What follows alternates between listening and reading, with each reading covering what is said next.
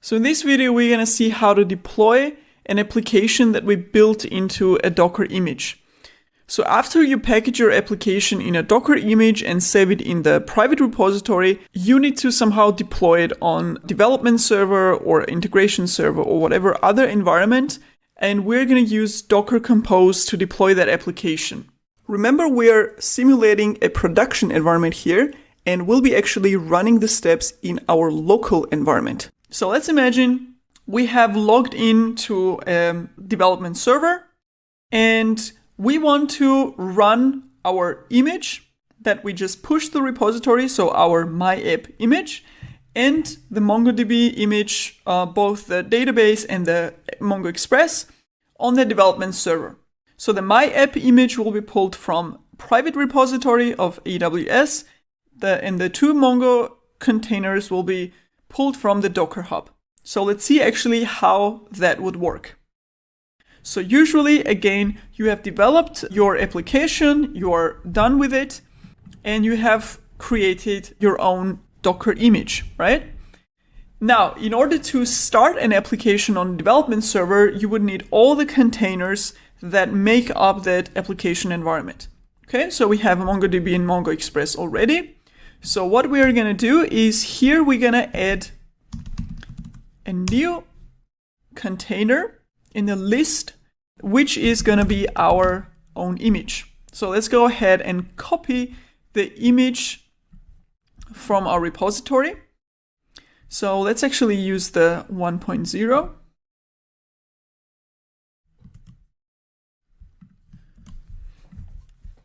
So again, remember we said that this image name is a shortcut for having a docker.io.library/Mongo with like a specific version. So instead of that, because we are pulling these images from a Docker Hub, we can actually skip that repository domain in front of the images. But here, because we're pulling it from a private repository, so if we were to specify our image like this, Docker will think that our image resides on Docker Hub, so we try to pull it from Docker Hub, and of course it won't find it, because we have to tell Docker, go and look at this repository with this repository name and this tag. And of course, in order to be able to pull this image, or the Docker Compose to be able to pull this image, the environment where you're executing this Docker Compose file has to be logged into a Docker repository. So here, as the development server has to pull the image from the repository, what we would need to do on the development server is actually do a Docker login before we execute the Docker Compose. And obviously you don't need a Docker login for Docker Hub. Those Mongo images will be pulled freely. Okay, so the next thing that we have to configure are the ports, because obviously we want to open the ports. If we go back, we see that our application runs on port 3000. So the port of the container, or where the container is listening on, is 3000. And here we can open the port on the host machine. So it's going to be 3000 mapped to 3000. We have actually the environment variables inside of the Docker file, but obviously we could have configured them in the Docker Compose, just like this. So it's an alternative. So this will be a complete Docker Compose file that will be used on the development server to deploy all the applications inside. Now, because we are starting our application also as part of Docker Compose, we need to make one change inside the application code for Node.js application to connect to MongoDB service. Because with current configuration, the connection will not work anymore. Well, let's actually take a look at that. So what we have been using is this line here, where I connect to the MongoDB database. And this connects to localhost and the port specified here in order to connect to the database. So I have added this line here, and instead of localhost, this uses MongoDB because this actually is the name of the container or service that we specify in the Docker Compose file. This actually leads back to the Docker network and how Docker Compose takes care of it. is that when I connect one application in a Docker container with another one in another Docker container, I don't have to use this local host anymore because I have all of that information. So the host name and the port number are implicitly configured in the container name, so to say. So my application will be able to connect to MongoDB using the service name. And because of that, you don't have to specify here a local host and a port number, which is actually even more of an advantage when you consider using Docker containers to run all of your applications, because it makes the connectivity between them even more easy. The URL value here you see has MongoDB as address instead of localhost and port. So where does the MongoDB name come from and how is it used as the address? It's actually defined in the Docker Compose file. If we switch to Docker Compose, you see that the image name and the port configuration here are defined under MongoDB service. So we can replace the localhost and port number with the service name in the URL.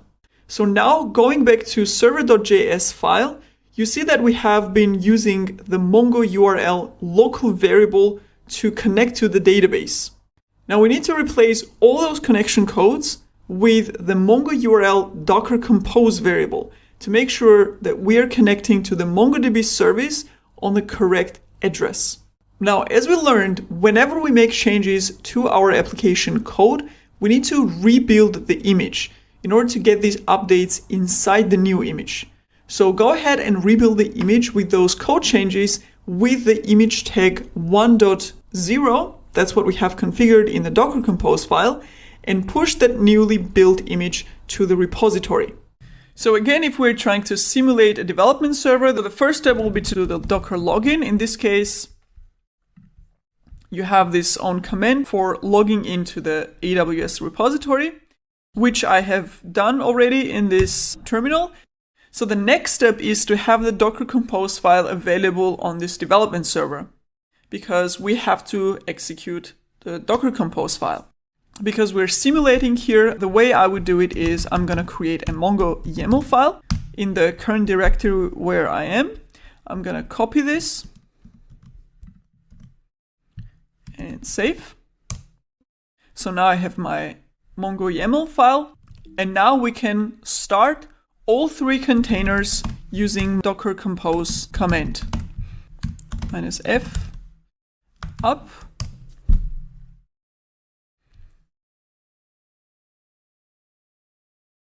And here we see that app started on 3000 and MongoDB and Express started as well.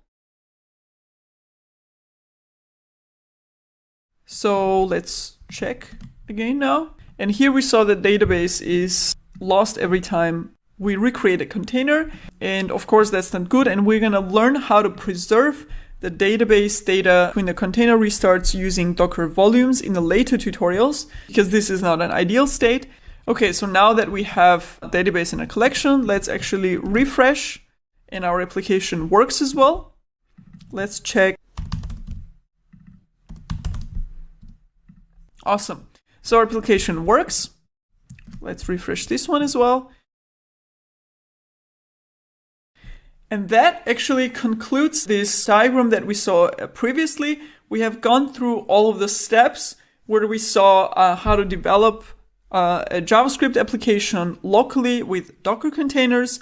Then we saw how to build them into an image, just like a continuous integration build will do it. Then we pushed it into a private repository, and we simulated a development server where we pulled the image from private repository and the other images from the Docker Hub, where we started the whole application setup with our own application and the two Mongo applications using a Docker Compose, which is how you would deploy an application on a dev server. So that now testers or other developers will be able to access the development server and actually try out the application that you just deployed. Or you can also use it for demos.